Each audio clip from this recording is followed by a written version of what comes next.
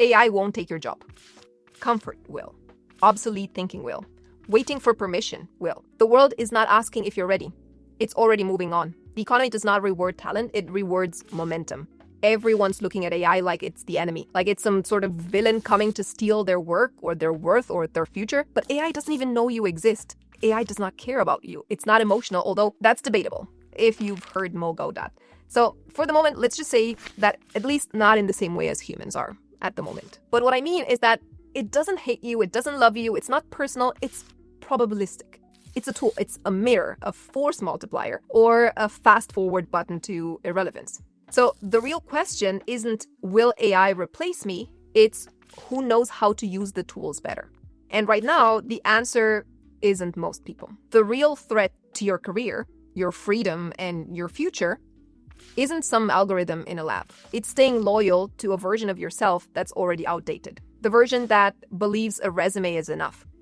The version that thinks showing up is enough. The version that still plays by rules that were built for a world that no longer exists. Clinging to that dead map does not get you to a new destination. I remember when I first realized this back in 2017, I took my first AI course.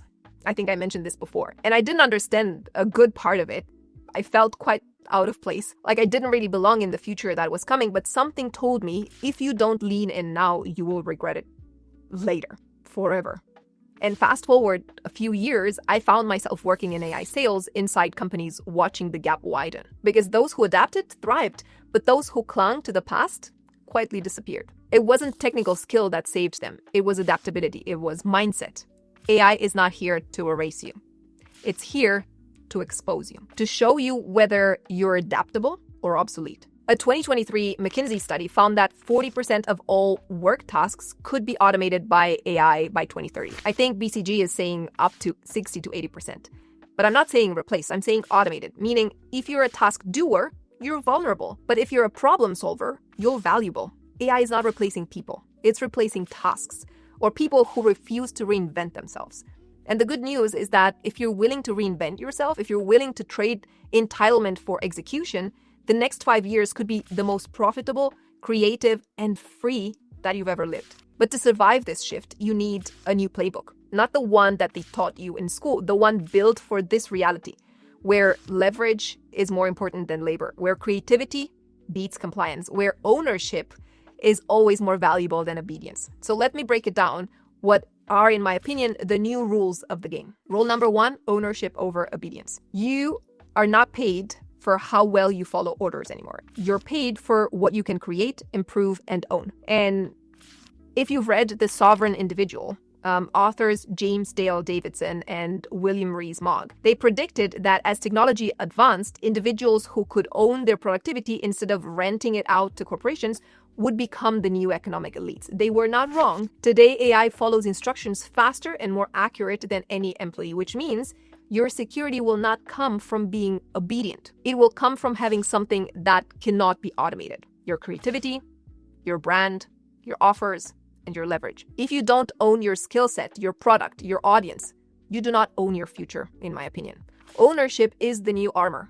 It is the new job security. So look into owning your ideas, your skill stack, your outcomes, because if you don't own your work, you don't own your future. Rule number 2, synthesis versus specialization. The old system valued narrow expertise. The old world rewarded specialists, subject matter experts. Study one thing, do it forever. But today, AI specializes faster than you ever could. It becomes the best in the world at anything in a matter of hours or even minutes. It can out-specialize any human. It can memorize faster, compute deeper, and optimize better. But it struggles to connect across domains. It struggles with context, with judgment, even creativity. And that is your edge. The future belongs to dot connectors, not subject matter experts. The AI world rewards synthesizers, people who combine knowledge across disciplines to create something new, people who replace information with outcomes, people who connect the dots across psychology and tech and creativity and business. And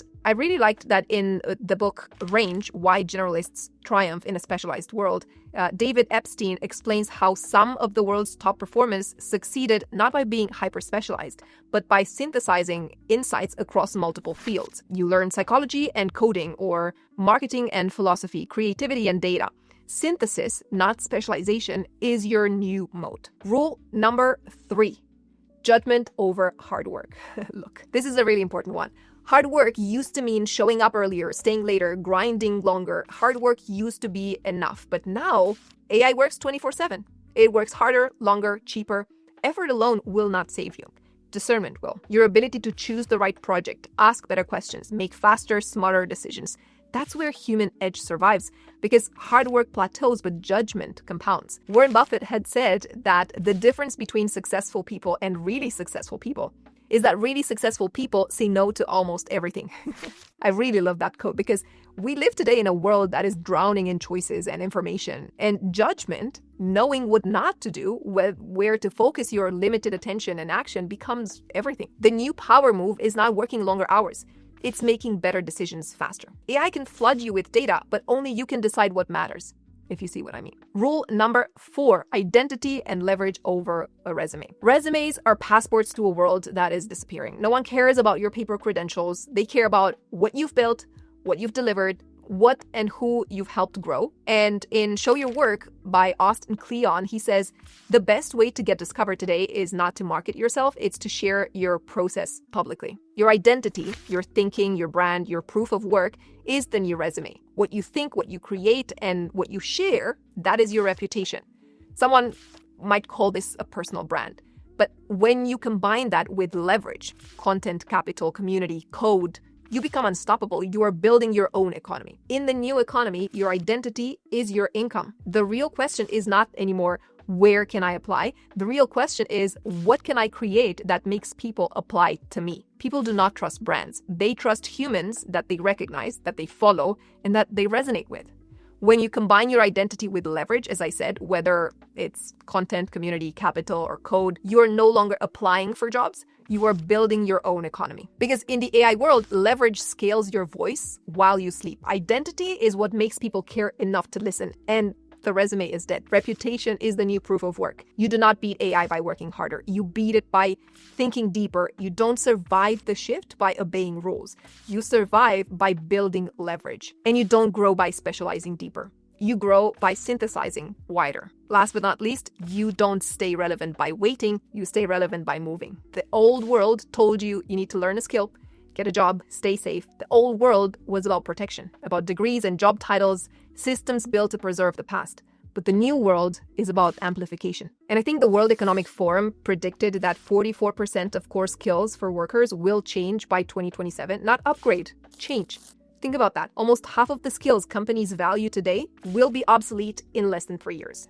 I mean, this is not evolution. This is economic mutation. Speed of adaptation is the only skill that compounds in the new economy. The new world rewards people who build things, not just people who know things. The fastest way to freedom in this AI economy isn't coding algorithms. It's learning how to use AI as leverage to build offers, systems, and products that scale you. You don't have to invent the next ChatGPT. You don't have to raise $10 million.